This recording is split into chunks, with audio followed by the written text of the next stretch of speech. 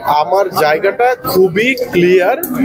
আমি মনে করি একজন শিল্পীর কোনো দল থাকবে না। আপনি বাংলাদেশের অ্যাসেট, আপনি কেন একটা নির্দিষ্ট দলের হইতে যাবেন?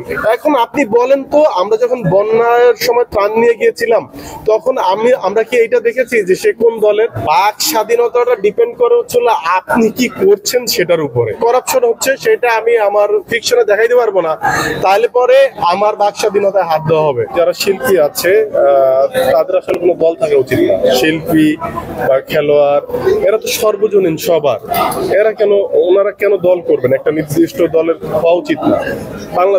পুরো বাংলাদেশের সম্পদ এরা। তো যদি কারোর সাথে এরকম বৈষম্যমূলক আচরণ হয়ে থাকে, এইটা কাম্য না এবং ভবিষ্যতেও হোক এটাও চাই না। যদি কেউ অন্যায় করে থাকে তাকে তিনি সরি বলবেন এবং ভুল শুধরে আমরা আবার সবাই একসাথে কাজ করবো, সেটা প্রত্যাশা। না, আমি জানতাম না। আমি ইনফ্যাক্ট ওই সময় দেশের বাইরে ছিলাম, আমার একটা সিরিয়ালের শুটিং, আমি লন্ডনে ছিলাম। তো আমি আসলাম এবং এইটা প্রত্যাশা নিশ্চয়ই যারা ওই গ্রুপ ছিলেন তারাও করে না। হয়তো ওইটা আমি এইটুকু নিজেকে বুঝ দিতে চাইবো যে এটা তারা ভুলে করেছেন। এবং শুধু এখন যে একটা নতুন সময়, এই সময় তো যেন আমাদের অন্য কোনো শিল্পীর উপর জুলুম না হয়, নির্যাতন নয়, এইটা যেন আমরা সবাই খেয়াল রাখি। কারণ দিন শেষে শিল্পীদেরকে কিন্তু মানুষ পছন্দ করে।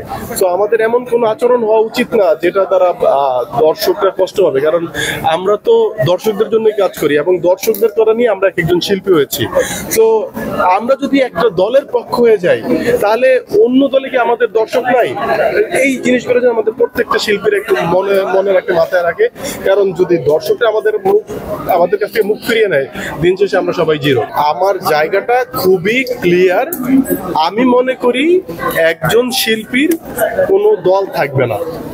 একজন খেলোয়াড়ের কোনো দল থাকা উচিত না, কারণ একজন শিল্পী সবার। এখন আমি ধরেন এখন যে কথা বলছি, এখন যারা ক্ষমতা নেই তাদের অনেকের মধ্যে অনেকেই আছে যারা আমাদের দর্শক। আবার আগে যারা এই কাজগুলি করেছে, তারা যে কাজগুলি অন্যায় করেছে সেটা তো তারা বুঝতেই পারছে। যারা অন্যায় করেছে অনেকে ফেসবুকে ক্ষমা চাচ্ছে। অথবা আমি এখন বলি যে যারা নতুন করে কোন স্ট্যাটাস দিবেন, কোন জায়গায় নিজেদেরকে প্রমাণ করতে যাবেন দলীয়, কেউ কোনো দলের হয়ে কাজ করেন না। দিন শেষে আপনি বাংলাদেশের অ্যাসেট, আপনি কেন একটা নির্দিষ্ট দলের হইতে যাবেন? এটা হচ্ছে আমার রিকোয়েস্ট শিল্পীদের প্রতি। আমি জানি না আমার খুব বেশি বলা হয়ে যাচ্ছে কিনা, তো পার্সোনালি আমি এই ফিলোসফিটা মেনটেন করি যে আমি কেন একটা নির্দিষ্ট দলের হয়ে আমি প্রোপাগান্ডা ছড়াবো বা তার দলের হয়ে কাজ করবো। বন্যায় চেষ্টা করেছিলাম যাওয়ার, আরো বেশি যেতে পারলে ভালো লাগতো। এবং আমি একটু বোকার মতোই কাজ করেছিলাম, কারণ আমি ঢাকা থেকে ট্রলার রিজার্ভ করে অনেক খাবার দাবার কিনে নিয়ে গেছিলাম। কিন্তু এই ট্রলার নিয়ে যে সরাসরি ওই যে স্পটে যাওয়া যায় না, এইটা আমার তখন কাজ করে নাই। দেন আমি ইমোশনাল হয়ে গিয়েছিলাম এবং আমাকে হাতিয়া চ্যানেল ধরে যেতে হয়েছিল মজু চৌধুরী ঘাট। আমার ট্রলার উল্টে যাওয়ার চান্স ছিল, কিন্তু দিন শেষে যখন তাদের কাছে গিয়ে পৌঁছতে পেরেছিলাম, অন্যরকম তৃপ্তি ছিল। এখন আপনি বলেন তো, আমরা যখন বন্যার সময় ত্রাণ নিয়ে গিয়েছিলাম তখন আমরা কি এইটা দেখেছি যে সে কোন দলের বা আমি কোন দল থেকে গিয়েছি? দিন শেষে আমাদের বাংলাদেশিদের পাশে আমরা দাঁড়ানোর চেষ্টা করেছি এবং সেটা ভবিষ্যতেও আমরা চেষ্টা করব। আবারও বলি ভাই, আমরা যেন কোনো দলের লেজুর ভিত্তি না করি।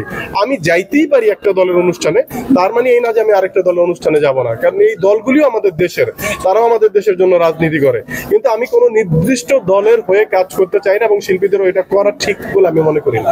এইটা সাময়িক, এটা কেটে যাবে। কারণ হচ্ছে কি দেখেন, এক ঘরে থাকলে দুই ভাইয়ের মধ্যেও ঝগড়া হয়। তো এইটা অবশ্যই আমাদেরকে এই জিনিসটা নিরসন করে এক হইতে হবে। কিন্তু যারা ভুল করেছে, অন্যায় করেছে, তাদেরকে সেটার জন্য সরি বলতে হবে। আমার বিশ্বাস এই দর্শকদের ভালোবাসাই আমরা শিল্পী হয়ে উঠেছি।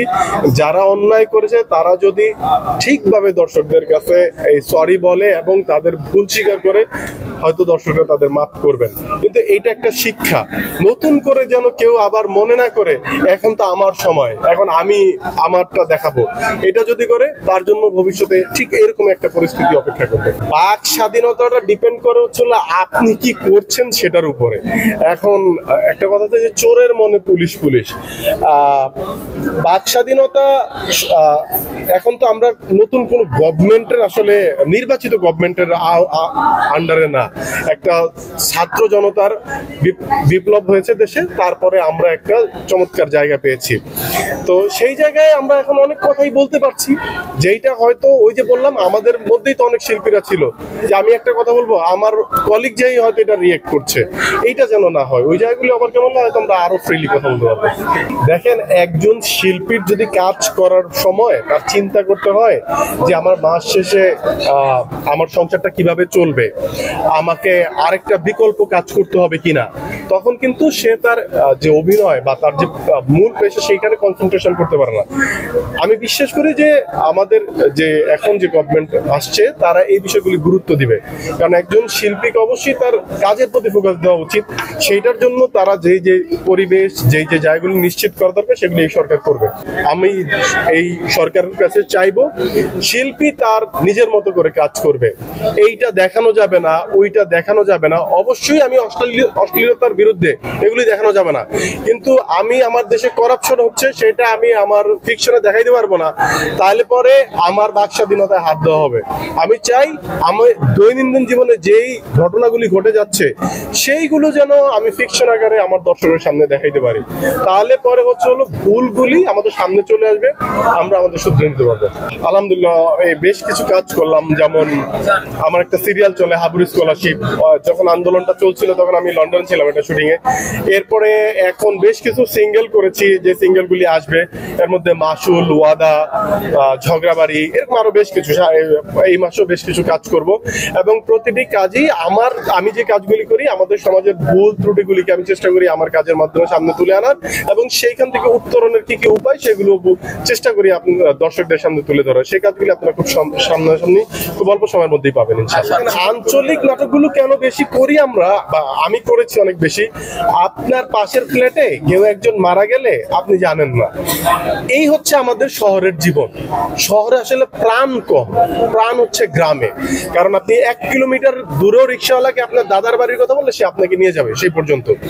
আমাদের এক জেনারেশন আগে যান সবাই গ্রাম থেকে আসছে, তো আমাদের শহরের যে জিনিসটা হচ্ছে শহরের গল্পগুলি প্রেম ভালোবাসা আর ওই ডাইনিং টেবিলে খুব ব্রড আকারে দেখানো যায় না, আবার অনেক রেস্ট্রিকশন থাকে। আমরা শহরের গল্প করছি কিন্তু গ্রামের গল্পগুলোতে প্রাণ বেশি থাকে দেখে আমরা গ্রামের গল্প বেশি করেছি। সংবাদ, ফিচার ও অনুষ্ঠানের জন্য ভিজিট করুন সংবাদ প্রকাশের ওয়েবসাইট এবং যুক্ত থাকুন ফেসবুক পেজ ও ইউটিউব চ্যানেলের সঙ্গে।